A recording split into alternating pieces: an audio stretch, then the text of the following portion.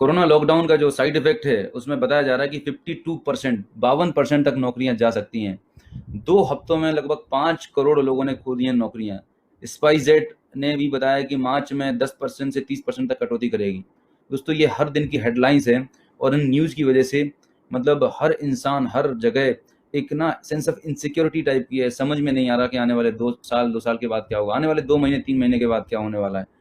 एक sense of insecurity, एक डर है, एक अनिश्चितता का माहौल बना हुआ है और ये वाकई में एक बहुत मुश्किल दौर है जो हम सबकी लाइफ में आ गया है, एक साथ आ गया है। बट कहते हैं कि हर एक एडवर्स सिचुएशन में, हर एक विपरीत परिस्थिति में कहीं ना कहीं कुछ अपॉर्चुनिटीज होती हैं।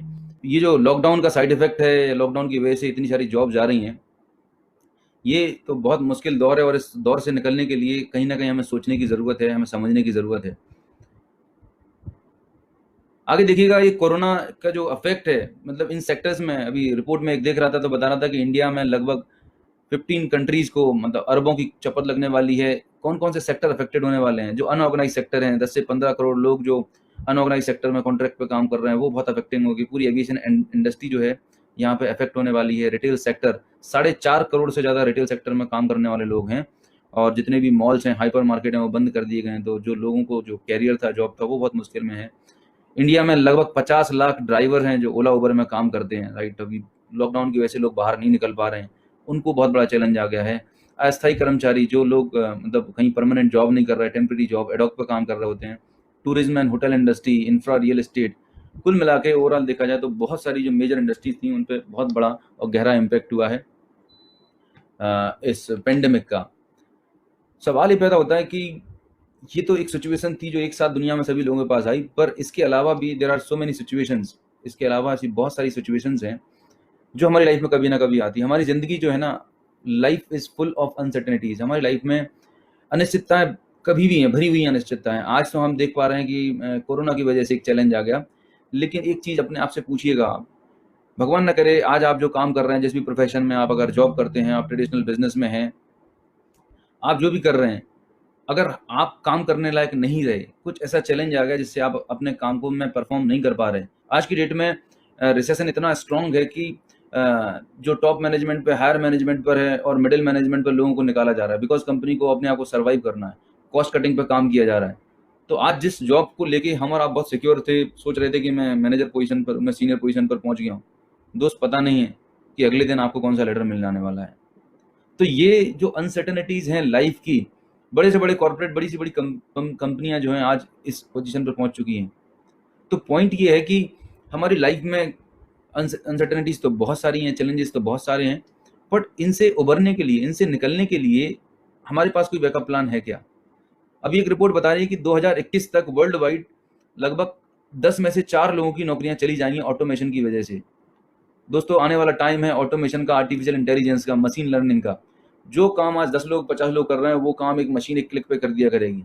आज जो कैरियर, जो आज आप पढ़ाई कर रहे हैं, जो भी आपके पास ट्रेनिंग थी, एक्सपीरियंस थी, आने वाले 2-5 साल के बाद हो सकता है वो पढ़ाई, वो एक्सपीरियंस काम नहीं आएगा, बिकॉज उस वक्त टेक्नोलॉजी नहीं आ चुकी होगी, जमाना बदल चुका होगा, बहुत सारी चीजें अपग्रेड हो चुकी होंगी। हमें अपने आप को बदलने की ज़रूरत है, अपने आप को समय के हिसाब से ढालने की ज़रूरत है। अगर हम अपने आप को समय के हिसाब से अपडेट कर लेंगे तो डेफिनेटली जो भी कॉम्पिटिशन है, जो भी एडवर्स सिचुएशंस हैं, इनसे हम अपने आप को निकाल पाएंगे। माय डियर फ्रेंड्स, मेरा आपसे एक बहुत इंपॉर्टेंट सवाल है। डेफिनेटली आप कहीं ना कहीं अपने करियर में, अपने लाइफ को लेकर सीरियस हैं और आप ज़रूर अपने लाइफ में कुछ ना कुछ सोच रहे हैं, कुछ ना कुछ एक बैकअप प्लान की सोच रहे हैं। बट आज तक क्या आपके पास कोई बैकअप प्लान था? शायद नहीं था। 95%, 97% लोग ऐसे हैं दुनिया में जो ज़्यादातर एक ही प्रोफेशन में, एक ही सोर्स ऑफ इनकम पर डिपेंडेंट रहते हैं और वो सबसे टफ सिचुएशन होती है लाइफ की। दोस्तों, हमारे घरों में कार भी होती है, हमारे पास कार में एक स्टेपनी होती है, एक स्पेयर व्हील होता है कि अगर हम कहीं ट्रैवल करने गए और हमारा टायर खराब हो जाता है, पंक्चर हो जाता है, तो आपके पास वो जो स्पेयर व्हील होता है उससे आप काम चला सकते हैं और अपनी मंजिल तक पहुंच सकते हैं। तो एक छोटी सी कार में हम स्पेयर व्हील रखते हैं। What about your life? दोस्तों, ये हमारी जो लाइफ है बहुत प्रीशियस है और आपकी लाइफ अकेली नहीं है। आपके ऊपर डिपेंडेंट है आपकी वाइफ, आपके पेरेंट्स, आपके बच्चे। कमाने वाला एक है, डिपेंडेंट 5 हैं। उन सबके सपने आप पे डिपेंडेंट हैं। तो जो आज इनकम आप जनरेट कर पा रहे हैं, वो एक सिंगल सोर्स से इनकम है। भगवान ना करे कल के दिन कुछ चैलेंज आ गया जैसे आज आया है। चलिए, आज वाला चैलेंज 2, 4, 6 महीने में ठीक हो भी गया, हो भी जाना चाहिए, अच्छी बात है। लेकिन कल के दिन कुछ और चैलेंज आया तो तो दोस्तों समझने वाली और होती ना कि जब ज़िंदगी में कोई टफ टाइम आता है या कोई भी सिचुएशन आती है, उनसे हमें लर्निंग लेना चाहिए। तो ये जो सिचुएशन है, इससे हमें लर्न करना चाहिए कि आज हम जो भी करंट प्रोफेशन में हैं या जो हमारा एक ट्रेडिशनल बिजनेस है, एक सिंगल जॉब कर रहे हैं, अगर हम उसी पे डिपेंडेंट है 100%, तो ये कभी भी कुछ भी हो सकता है, राइट? तो उसके लिए हमारे पास एक बैकअप प्लान ज़रूर होनी चाहिए। आइए देखते हैं, दुनिया में बहुत सारे लोग हैं जिनकी क्या राय है। ये है वॉरेन बफेट, दुनिया के he is a multi billionaire person. Warren Buffett बताते हैं कि never dependent on a single income, make investment and create a second source. ये दुनिया के जाने माने सबसे बड़े इन्वेस्टर्स में से एक हैं। वो ये बताते हैं कि कभी भी एक इनकम पर डिपेंडेंट मत रहिएगा, हमेशा आपके पास ऑल्टरनेट सोर्स ऑफ इनकम होनी चाहिए। जैसा भी देख पा रहे हैं कि अगर आपने सारे एग्स एक ही बास्केट में रखे हुए हैं, आपकी डिपेंडेंसी सिर्फ एक ही सोर्स ऑफ इनकम पर है, तो बहुत रिस्की है। और एक बहुत महान लेखक हैं, वो बताते हैं कि अगर आपके पास कोई पैसिव या रेजिडुअल इनकम बनाने की कोई प्लानिंग नहीं है और अभी आपके पास ऐसा कोई सोर्स नहीं है, तो आप बहुत रिस्की लाइफ जी रहे हैं। दोस्तों हमेशा आपके पास एक पैसिव सोर्स ऑफ इनकम, एक रेजिडुअल सोर्स ऑफ इनकम होना चाहिए। अगर नहीं है तो आज इस सेशन के एंड तक मैं आज आपको जिसको प्रोजेक्ट बताने वाला हूँ, उस प्रोजेक्ट को अगर आपने ढंग से समझ लिया और डिसीजन लिया, तो यकीन मानिए आप जहाँ पर हैं वहाँ से एक बेटर लाइफ लीड कर सकते हैं। क्या वाकई में एक बहुत अच्छी वेल्थ और एक बहुत बढ़िया फाइनेंशियल अचीव करना चाहते हैं? अगर आप वाकई में चाहते हैं तो हमें उन लोगों को फॉलो करना पड़ेगा जो लोग ऑलरेडी उस लेवल को अचीव कर चुके हैं, राइट?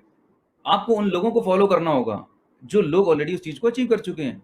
देखिए समझते हैं कौन है ऐसे लोग। रतन टाटा, इनको इंट्रोडक्शन की जरूरत नहीं है। रतन टाटा, इनके पास बहुत बड़ी वेल्थ है और उनके पास फाइनेंशियल सिक्योरिटी है, बहुत बड़ा एम्पायर है। अंबानी की बात मैं करूं, धीरू भाई अंबानी के बाद मुकेश अनिल अंबानी, इन्होंने बहुत बड़ा एम्पायर क्रिएट किया, बहुत बड़ी वेल्थ क्रिएट करी।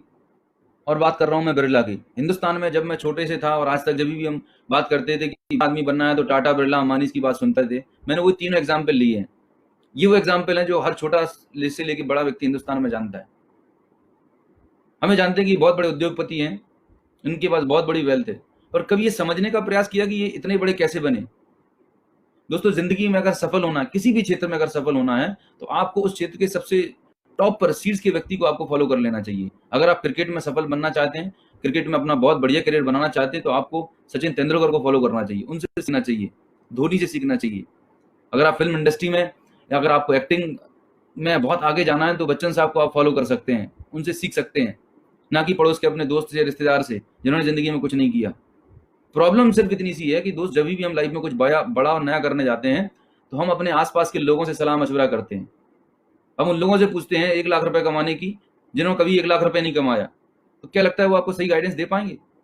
आप चेक करिएगा आपका सलाहकार कौन है। It is very much important कि आप अपनी लाइफ में किसको आइडल मानते हैं, आप किसकी सलाह को फॉलो कर रहे हैं, राइट? तो ये जो लोग हैं, इतने सारे उद्योगपति की मैंने बात करी, इनके बारे में जो मैंने बात करी, इनके अंदर कुछ ना कुछ तो खास है। हम चेक करते हैं इनके अंदर क्या खास है।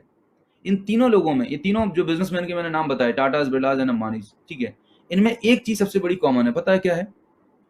कि इनके पास जो सोर्स ऑफ इनकम है वो मल्टीपल है। इनके मल्टीपल बिजनेसेस हैं माय डियर फ्रेंड्स। ये कभी भी एक सोर्स ऑफ इनकम पर डिपेंडेंट नहीं है, इनके मल्टीपल सोर्सेज ऑफ इनकम है। इनके पास रिसेशन प्रूफ बिजनेस मॉडल है। एक कॉमन है सब लोगों में एक चीज, इनके पास क्या है? मल्टीपल सोर्स ऑफ बिजनेसेस हैं, मल्टीपल इनकम है, और इनके पास एक रिसेशन प्रूफ बिजनेस है। जी हाँ, उनके पास रिसेशन प्रूफ बिजनेसेस हैं। अगर मैं बात करूं टाटा की, टाटा नमक भी बनाता है, ट्रक भी बनाता है, टाटा के पास आईटी का भी बिजनेस है, टाटा के पास स्टील का भी बिजनेस है, टाटा के पास एफएमसीजी भी है, टाटा के पास हॉस्पिटल्स भी हैं, टाटा के पास ग्रोसरी भी है। रिलायंस की मैं बात करूं तो रिलायंस पेट्रोल में भी डील कर रहा है, रिलायंस के कपड़े भी आते हैं, शूज भी आते हैं। रिलायंस फ्रेश इतना बड़ा जो बहुत बड़ी चेन है हिंदुस्तान में, सुपर बाजार की, रिलायंस की मार्केट की, जिसमें आपको एफएमसीजी डेली नीड्स के प्रोडक्ट्स मिल रहे होते हैं, राइट? बिरला की मैं बात करूं तो बिरला कपड़ा भी बनाता है, बिरला के पास सीमेंट भी है, बिरला पेपर भी है, बिरला के पास हॉस्पिटल्स भी हैं, और बिरला का एक बहुत बड़ा सुपर मार्केट है, मोर, एक ब्रांड है, MORE, मोर, जहां पर वो एफएमसीजी और डेली नीड्स में डील कर रहा होता है। तो बात समझने वाली ये है दोस्तों कि ये जो तीनों बिजनेसमैन हैं, इनके पास रिसेशन प्रूफ बिजनेसेस हैं, राइट? रिसेशन प्रूफ बिजनेस वो बिजनेस होता है जो किसी भी तरह की इकोनॉमी जब डाउन होती है, किसी भी तरह का इकोनॉमी में चैलेंज आता है, तो वो जो इकोनॉमिक चैलेंज है, इकोनॉमिक डाउनफॉल है, उस बिजनेस को अफेक्ट नहीं कर पाता, राइट? तो आज मैं जिस अपॉर्चुनिटी की बात करने वाला हूँ, जिस बिजनेस की बात मैं करने वाला हूँ, वो एक रिसेशन प्रूफ बिजनेस है। तो आइए देखते हैं कि ऐसे कौन कौन से बिजनेसेस हैं दुनिया में जो रिसेशन प्रूफ हैं, जिन पे रिसेशन का बहुत ज्यादा प्रभाव नहीं पड़ने वाला। सबसे पहला जो रिसेशन प्रूफ बिजनेस है वो है हमारा एफएमसीजी बिजनेस, डेली नीड्स के प्रोडक्ट्स, राइट, पर्सनल केयर के प्रोडक्ट्स, होम केयर के प्रोडक्ट्स। दोस्तों, आप और हम जब तक इस दुनिया में हैं, जब से पैदा हुए जब तक दुनिया में रहेंगे, ये वो प्रोडक्ट हैं जो हमें हमेशा लगने वाले हैं। हमें हमेशा ही प्रोडक्ट यूज करने हैं। सुबह उठ के आपने टूथपेस्ट किया होगा, नहाया धोया होगा, आपने कॉस्मेटिक्स यूज करे होंगे, बहुत सारी चीजें, आपने स्नैक्स यूज किया होगा। तो ये डेली नीड्स के प्रोडक्ट हैं, राइट। आप लॉकडाउन में घर में बैठे हुए हैं, तो ऐसा नहीं होगा कि आपने ये प्रोडक्ट यूज करना बंद कर दिया होगा।